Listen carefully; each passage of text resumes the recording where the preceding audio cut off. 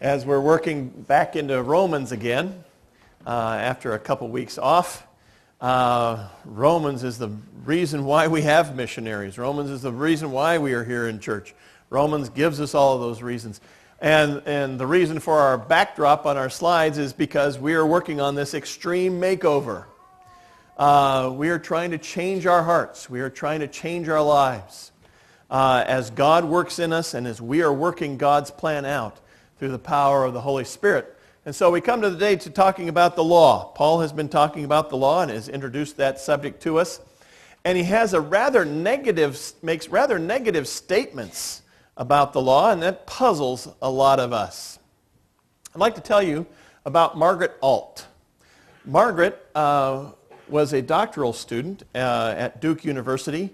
I know folks who say friends don't let friends go to Duke. They're usually from North Carolina. But Margaret Alt was a doctoral candidate at Duke University. When she met a young man, fell in love with him, sparks flew from the moment that they met. They had interests in common. They had all their life in common. They were just phenomenally in love. Then she finds out that he has a fatal disease. And he's going, can we really be in love if I have this horrible disease that's going to kill me? And she works on that, and they work on that together. They spent a lot of time, evidently, in flower gardens on the campus of Duke University, looking at the flowers. They spent so much time in these flower gardens walking together and talking together that they actually made suggestions to Duke, and they made some changes in the landscaping there at the university and followed the suggestions of Margaret and her fiancé. Well, Margaret and her fiancé fell in love, they got engaged, and then they got married. But a year later, he passed away. She felt that this was something that she wanted to do. And she wrote this about her experience.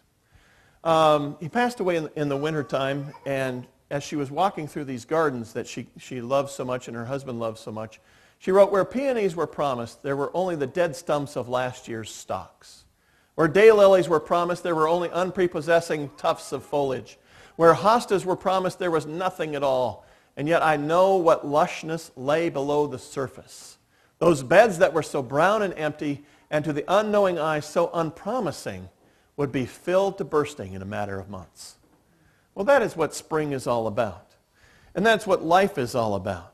I don't know exactly what Margaret believed in as far as God is concerned, but this is what Paul is saying about the law. What Paul is saying about the Old Testament. It starts off looking brown, and it does nothing except condemn us. But just beneath the surface there is all of this beauty that will come to fruition in the gospel, in the person of Jesus Christ, who fulfills the law and makes it bloom in our eyes. And this is what Paul is talking about. He is saying that the law is barren and dead, but at the same time, he is also saying that there is the potential, there is the possibility that all of this life will spring up out of it. And that life is Jesus Christ. But first off, he has to kill off all those old plants. So he has accused the law of arousing sin. He has been he said that it keeps people from following the Lord. It says that if you follow the law, you don't follow the Holy Spirit. It keeps us from experiencing what the Holy Spirit has had. And in these previous verses in chapter 7, he has said all of these negative things. He says the believer's release from the law is just as important as our release from sin. He equates the two of them as he looks at the negative side of the law. There is a positive side of the law, and Paul will talk about that. But he talks about the negative side here. No wonder then that Paul asks, is the law sin? It's like we are sitting here up against the law, and we have to poke our finger and start the law. But what it starts is a life of condemnation. But he says, is the law then sin? Is the law bad? Paul again anticipates that his readers are going to stick up their hands and say, hey, wait a minute, Paul. Does that mean the law is bad? Should we just ignore it? Should we just rip that out of our Bibles? Should we just look at the New Testament? And he seeks to head them off. He says, is the law sin? Certainly not. Certainly not. He doesn't say there's anything wrong with the law. He says what's wrong is in us. What's wrong is in each one of us. It's our sin. He says in verse 12 that the law is holy, and the commandment is holy and righteous and good.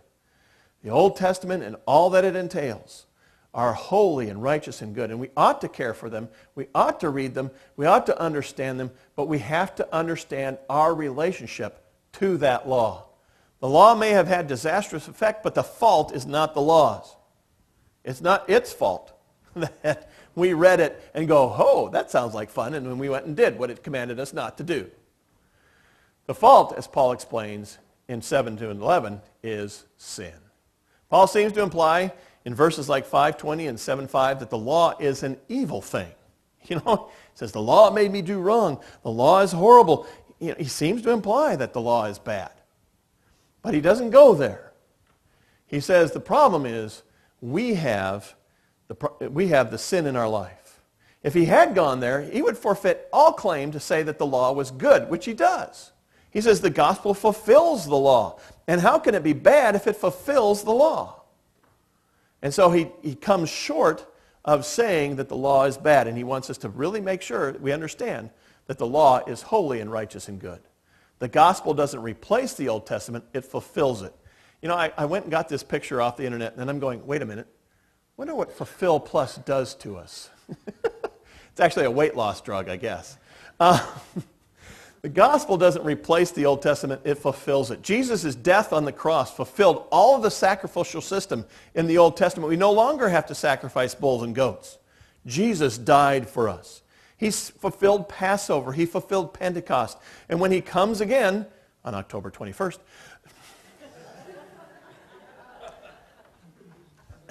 the guy's been wrong twice. He's probably going to be wrong again. I just had to say that. I'm sorry.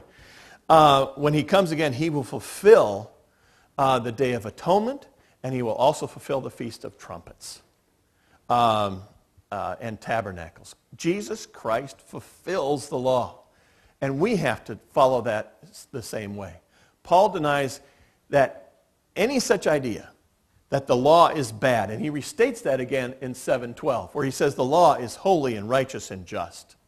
He says the problem is with us. Now, this does not mean that he's retreating from his position in saying that the law has produced bad things, and he's going to explain that to us. He says, no, the law is not sin, although it is indeed, it's true that the law and the sin are related. What is that relationship? And he goes on to explain that. Paul claims that he came to know sin through the law. The cop walks up next to the kid and says, hey, this isn't good. Actually that kid's just running away from home, and let's go back. But we know sin because we have the law. That's why we have the law, so that we would know sin. He says, I would not have known what coveting really was if the law had never said, don't covet. He wouldn't know exactly what God had required of him if God hadn't said. And so the law is good. The problem is, he says, thou shalt not covet, and the immediate thing that we start doing is coveting. That's just our sinful nature. Paul usually uses that word to know, to experience something, or to come to understand it. And so he says in 2 Corinthians that Jesus Christ did not know sin. Yeah, he knew the law. He knew what was right and wrong, but he had never experienced it. He had never lived it out in our lives. And the law, Paul tells us, drives us, actually it's the sin in our lives that drives us to experience what sin is. Jesus Christ did not know sin. The Mosaic law has helped him to understand what sin was all about. All of those rules in the Old Testament help us to understand what's right and wrong, what God's character is, how we're supposed to live. And that's very helpful. And Paul says that he would not have known any of that if he hadn't had the law. But why does Paul quote this one particular prohibition, thou shalt not covet? I mean, come on, there's lots more of them that he could have covered. The reason why is because in Jews' minds, The last commandment, thou shalt not covet, sort of summarized them all. You know, the reason why